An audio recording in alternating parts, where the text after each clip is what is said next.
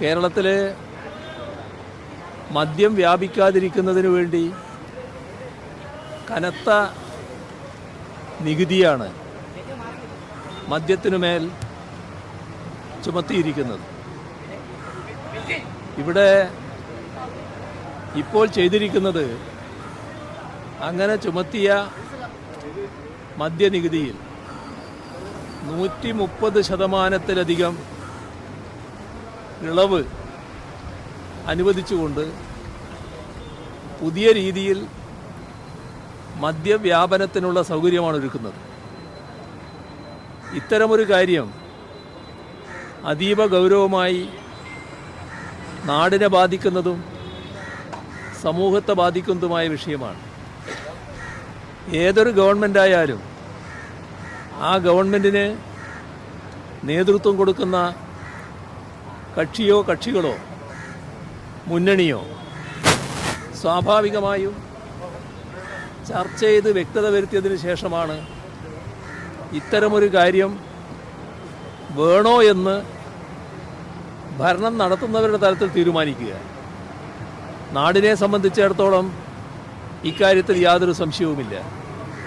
കാരണം മദ്യനികുതി കുറച്ച് 130% നികുതി കുറച്ച് നാട്ടിൽ മദ്യമൊഴുക്കുന്നതിനോട് ഈ നാടിൻ്റെ ഭാഗമായുള്ള ആബാലവൃദ്ധം ജനങ്ങളും എതിർക്കും എന്നത് തന്നെയാണ് വ്യക്തം. പക്ഷേ അവരവരുടേതായ കാരണങ്ങളാൽ ഇത്തരമൊരു നികുതി കുറവ് മദ്യത്തിന് വരുത്തണമെന്ന് ഭരിക്കുന്ന കക്ഷിക്കോ മുന്നണിക്കോ തോന്നുന്നുവെങ്കിൽ അത് അവരുടെ തലത്തിൽ ചർച്ച ചെയ്യേണ്ടതാണല്ലോ. ഇവിടെ കാണുന്നത് ഇതേവരെ അത്തരമൊരു ചർച്ച ഇന്ന് കേരളം ഭരിക്കുന്ന UDF നടത്തിയിട്ടില്ല എന്നാണ്.